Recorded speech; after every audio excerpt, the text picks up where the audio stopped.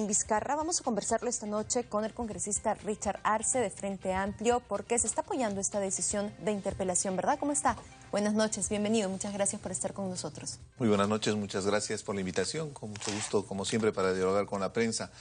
Bueno, hay que partir de la premisa que se va a interpelar. Interpelar significa que vamos a escuchar al ministro que absuelva todas las inquietudes que tenemos respecto a este proyecto cuestionado de Chincheros. Una vez de que se realice la interpelación, que haya el debate abierto, con toda la información transparente, recién se va a tomar la decisión si procede o no una censura. Es muy importante hacer esa diferencia porque ya sucedió con el caso del señor Saavedra, donde el fujimorismo fue con la consigna de la censura. La interpelación es una prerrogativa que se tiene en el Congreso, pero que debe seguir su conducto regular en estricto respeto a la democracia que debería existir, sobre todo en el Congreso de la República, donde hay muchas inquietudes respecto a este tema de Chincheros, que significa en realidad una inversión de parte del Estado, pero que lo han puesto en esta modalidad de la alianza público-privada que va a beneficiar más a la empresa que al propio Estado peruano. ¿Por qué tiene esta señalación de censura? No solamente por lo mencionado por Víctor Andrés García Belaúnde, ¿no? Que se ha mostrado él siempre mucho más eufórico, contundente con estos temas, sino porque ya Martín Vizcarra ha mencionado, bueno, es algo que ya se explicó, que fue la comisión permanente, que fue las comisiones específicas, que ya se habló, entonces, ¿para qué una nueva citación? ¿No? Es lo que ha deslizado, por lo menos. Pero partamos de la premisa, en Perú 21, el señor Alarcón, Contralor General de la República, ha mencionado que probablemente esta adenda es ilegal. Esto es una situación bastante grave. La adenda ha permitido en este caso que se firme este acuerdo donde se va a pagar más de 70 millones para que entreguen en propiedad las comunidades aledañas donde se va a desarrollar el proyecto. Se va a pagar 140 millones de parte del Estado también para la remoción de tierra. Y después se va a hacer la inversión de más de 260 millones para la construcción del proyecto. Y posteriormente, durante los siguientes 35 años, porque son 5 años de construcción, se le va a entregar en concesión para que siga beneficiándose. La pregunta simple y sencilla, ¿cómo es posible que el Estado invierta tanto dinero? Y aparte estaban pidiendo 40 millones de adelanto. Un consorcio como Cunturuasi, con serios cuestionamientos respecto a su capacidad de financiamiento, está pidiendo un adelanto inicial que se les entregue. Y ante esta circunstancia, el señor Vizcarra tiene que aclarar. La posición que tenemos en el Frente Amplio es escuchar qué argumentos tiene respecto a todos estos cuestionamientos de inversión directa en el aeropuerto de También Chincheros. Martín Vizcarra ha hablado sobre esta posibilidad de que Edgar Alarcón de un informe contrario, negativo, que ya dicho sea de paso lo ha adelantado, incluso no solamente con estas declaraciones que ha mencionado usted. Acabamos de escuchar al señor Alarcón decir que por lo menos le ha parecido muy apresurado porque no se escuchó el informe de la Contraloría. ¿Por qué este apuro, no es cierto, de ir y de firmar estas adendas si es que no se intentaba favorecer a Cunturuasi? Y lo que ha mencionado Martín Vizcarra es que, bueno, él esperará estos 3 meses, por eso es que se plantea por parte del Ejecutivo esta paralización de la obra, y va a aceptar lo que tenga que decir la Contraloría, pero tal vez lo acepte ya incluso fuera del Ejecutivo. Y esto va a significar más o menos unos 50 días, porque ojo, va a esperar que la Contraloría se pronuncie. Sí. Y con la mayor eficiencia, la mayor efectividad que pueda tener la Contraloría es mínimo 50 o 60 días. La pregunta que cae por su propio peso es, ¿por qué no esperaron este periodo justamente para poder evitarse toda esta exposición innecesaria? Más aún en un contexto donde tenemos la denuncia de corrupción más grande de nuestra historia, como es Lavallato, donde se está poniéndose en cuestión las alianzas público-privadas, esta modalidad donde interviene el privado para la construcción de obras públicas, pero que en este caso, en el tema específico de Lavallato, ha significado denuncias claras de pago de coimas para beneficiar a estas empresas en desmedro del Estado. En una circunstancia de esta naturaleza, donde el país está sensible, viendo cómo van desfilando cada uno de los gobiernos que hemos tenido en las 3 últimas gestiones, incluido el gobierno de Fujimori, hay que ser muy objetivo, hay que ser muy cuidadoso. Darle todas estas facilidades y prerrogativas a la empresa genera mucha suspicacia, más aún entendiendo que el Premier tiene a la hermana como un miembro de la directiva de este consorcio de Cunturuasi. Vizcarra dijo que en todo momento Fernando Zavala se abstuvo de participar siquiera en las reuniones en las que se conversaba el tema de Cunturuasi. Como funcionarios públicos nosotros tenemos una seria limitación. Ningún familiar cercano es hasta 5º grado de consanguinidad y hasta 2º grado de afinidad, no puede contratar con el Estado. Entonces, acá hay una relación directa, hasta ahí podría haber evidentemente hay conflicto de intereses. Entonces, todos estos cuestionamientos se ponen en tela de juicio la construcción del proyecto del aeropuerto en Chincheros. Pero es muy importante considerar que el aeropuerto de Chincheros es un anhelo del pueblo cusqueño y de todo el país. Nadie se opone a la construcción del aeropuerto de Chincheros. El cuestionamiento está en la forma como se ha dado. Hay una demanda. Si bien es cierto, diferentes gobiernos han estado engañando, han estado prácticamente paseándolos durante todos estos años para que se construya este aeropuerto. Pero no lo vamos a hacer también bajo ciertas condiciones donde benefician solo al privado, en desmedro de los intereses del país. Justamente ese es un punto que también tocó el señor Vizcarra hoy temprano en una entrevista, porque mencionó el por qué no regresaron todo a foja cero, el por qué no iniciaron todo si era un contrato tan malo, un contrato lesivo, dijo, totalmente erróneo por donde se le mirara para el Estado. Entonces, él explicó por qué se iban a demorar muchos más años, 4 años por lo menos o 5 años más, en conseguir una nueva licitación, en conseguir que se inicie nuevamente este proceso, y que eso iba a perjudicar pues a los cusqueños que están ansiosos de tener este aeropuerto, ¿no? Pero que lo informen, que lo denuncien. En su sano juicio, cualquier persona que está interesado en el proyecto, específicamente nuestros hermanos del Cusco, van a entender que acá ha habido intereses subrepticios en la firma del contrato, directamente vinculado al anterior gobierno del señor Ollanta Humala. El señor Vizcarra ha afirmado con contundencia que ese contrato es hasta cierto punto perjudicial para el país. Entonces, eso debió haberlo denunciado, no darse esas ganas de querer imponer el contrato de último momento. Recordemos la cronología de estos hechos. Se dijo que se iba a inaugurar el aeropuerto, el inicio de la construcción del aeropuerto de Chincheros. Ahí hubo las objeciones, prorrogaron 2 días, supuestamente utilizaron una carta del Congreso donde estaban cuestionando para que lo suspendan la firma del contrato, pero después de 2 días, ante la presión, tuvieron que hacer la firma. Y ahora nuevamente se va a paralizar 50, 60 días. ¿Cómo se siente el pueblo cusqueño? Se siente engañado, evidentemente, en una circunstancia de esta naturaleza. Ahora bien, hay que asumir responsabilidades. Y en este caso, el señor Vizcarra va a tener que ir al Congreso a someterse a una interpelación. Pero ojo, una interpelación no es un juicio, es un proceso democrático que puede ayudar más bien de repente a fortalecer. Y esperemos que el Congreso también dé la talla generando propuestas, buscando alternativas. Si vamos con la consigna de ir a censurar, ahí estaríamos equivocados. En eso sí quiero hacer la diferencia, porque es muy importante diferenciar los procedimientos. La censura es una etapa posterior a la interpelación. Bueno, justamente ese es un tema que se pide a todos, ¿no? Cierta moderación, escuchar, luego tomar decisiones. Y se tendría que escuchar también al presidente de la República, Pedro Pablo Kuczynski. Se acaba de mencionar por parte de Heriberto Benítez, abogado de Alejandro Toledo, que también debería ser, ¿no es cierto?, incluido en la investigación del caso Odebrecht, porque él firma este documento que le permite a la empresa licitar pese a los problemas que tenía con el Estado. ¿Debería de repente tomar una posición diferente el presidente de la República? Mira, el caso es bastante complejo, porque este tema del lavallato involucra no solamente a la clase política, involucra inclusive a las propias empresas, las empresas socias de, en este caso específico, de Odebrecht. Ahí está Graña y Montero, con todo lo que estamos viendo, se cayó con sus todo acciones. El perjuicio que tiene. Ahí le va un poquito, pero sigue mal, ¿no? Pero también están hasta estos árbitros de estos tribunales de arbitraje que han recibido beneficios de parte de estas empresas para ganar justamente estos procesos de controversia que existía con el Estado. Es una especie de cártel que se ha formado para buscar beneficios, esquilmando los pocos recursos que se tienen en el Estado. En esa circunstancia, evidentemente hay responsabilidades que deslindar. Del caso del señor Toledo está comprobado. El caso Ecoteva, que tenía el eslabón perdido el 2013, el día de hoy se comprueba que el señor Joseph Maiman recibió dinero directamente de estas empresas para beneficio personal.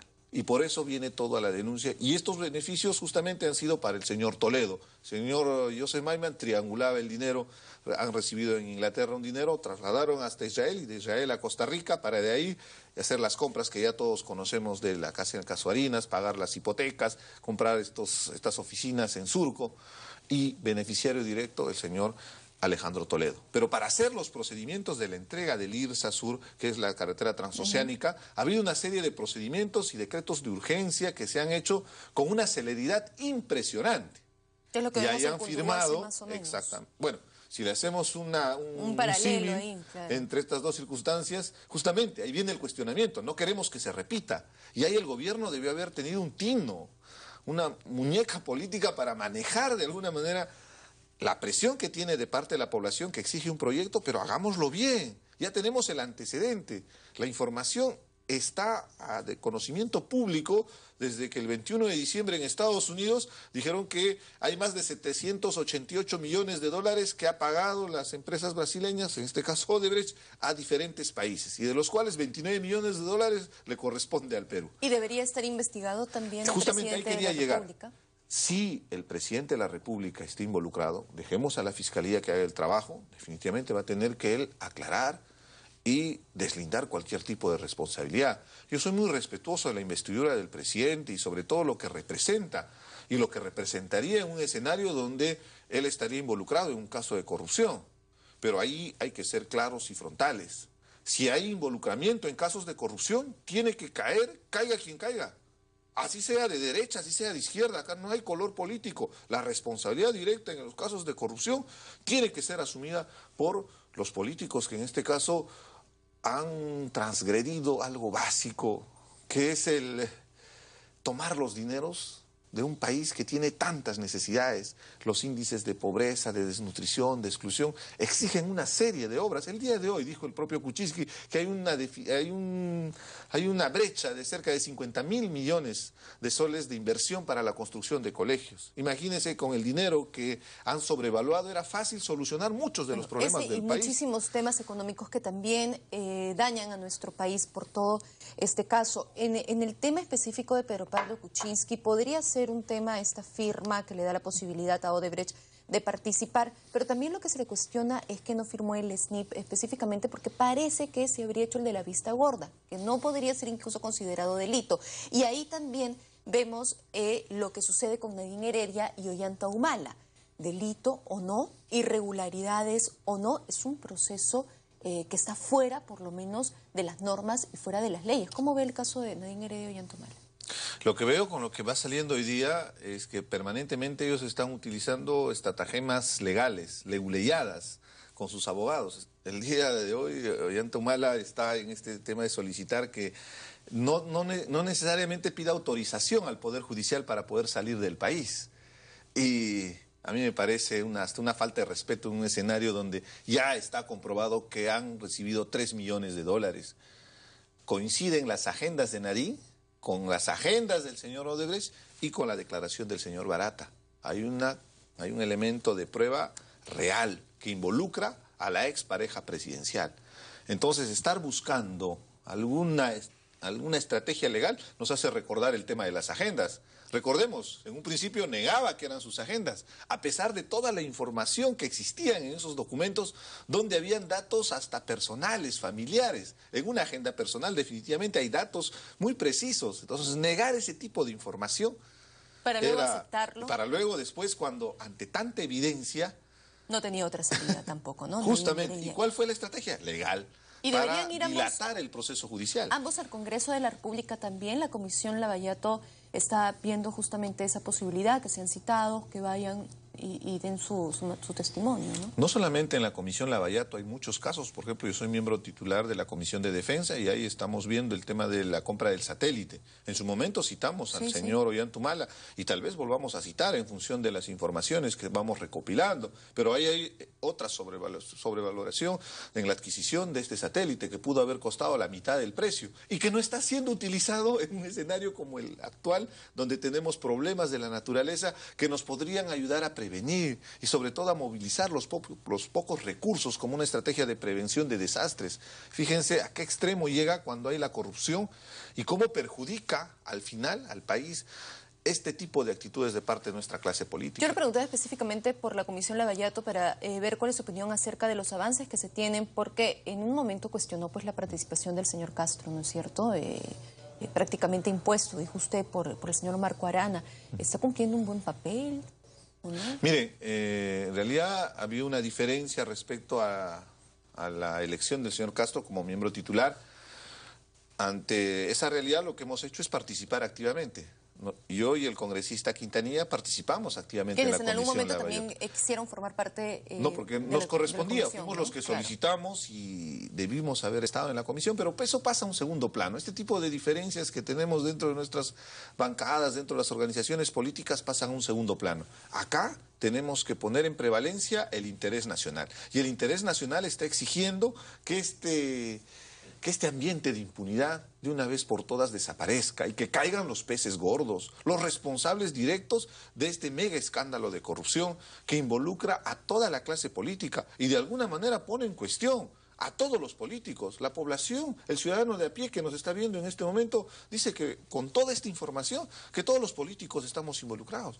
Por eso hay que hacer la diferencia de quiénes son los responsables en estos casos de corrupción, y también hay una nueva generación de políticos que queremos cambiar el país y queremos hacerlo con como la transparencia y honestidad. ciudadanía ya ve con otros ojos a todos los líderes políticos, también a Verónica Mendoza, ¿no? Porque hasta ahora se sigue hablando del tema de las agendas que usted ha tocado con Verónica Mendoza, este hecho de no ser tan clara, tan específica en algunas oportunidades cuando es consultada, también está en una mirada tal vez no tan positiva, ¿no?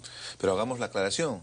Verónica Mendoza no está siendo investigada en ninguno de los casos hasta fiscales. El momento no. Ella Pero hay un cuestionamiento público. Sí, eso pero sí. ella ha sido invitada a la Fiscalía, como cualquier ciudadano puede ser invitado para que pueda contribuir con información a un proceso de investigación de la señora Nadine Heredia. Hagamos esa diferencia. Es muy importante la condición de testigo a investigado. Investigado es alguien que está imputado, en este caso por parte de la Fiscalía, tiene una carpeta fiscal y se le está atribuyendo una responsabilidad penal. Verónica Mendoza no tiene ninguna acusación, ninguna denuncia. Lo que existe es evidente, siempre hay diferencias entre las organizaciones políticas y hay un cierto grupo que pretende involucrarnos en estos casos de corrupción. Yo vuelvo a reiterar, somos una nueva generación de políticos que pretendemos hacer algo distinto, pero no nos vamos a quedar callados frente a este mega escándalo de corrupción. Y tenemos que denunciar y ser muy frontales con las personas involucradas, con los gobiernos involucrados, por lo que te decía hace un momento, esa necesidad que existe en el país. Yo vengo de la región Apurímac, donde los índices de pobreza, de desnutrición, son los más escandalosos, teniendo tanta riqueza de por medio, en este caso los proyectos mineros. Entonces, ¿por qué esa postergación de tantos años del país?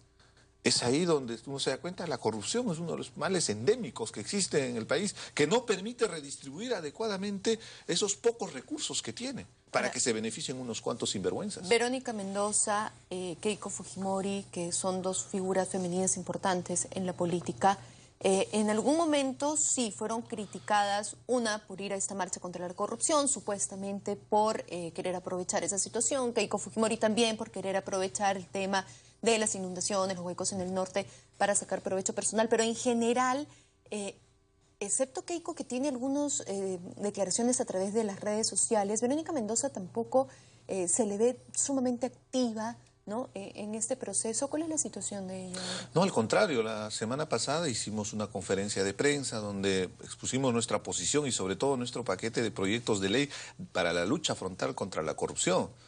Por ejemplo, la imprescriptibilidad de delitos de corrupción tiene que darse ya, de una vez por todas. La muerte civil, pero en todos sus términos. Funcionario corrupto no puede volver a trabajar en el Estado, y menos una autoridad elegida. El fortalecimiento de la unidad de inteligencia financiera es estratégico. Esto no solamente es una propuesta nueva, funciona en cualquier lugar del mundo, porque la unidad de inteligencia financiera tiene la capacidad de revisar esas informaciones de depósitos sospechosos. O sea, no es que van a actuar a libre albedrío. Hay un depósito sospechoso en el banco, inmediatamente la unidad de inteligencia financiera es reportado con esta información. De la misma manera pueden levantar la reserva tributaria.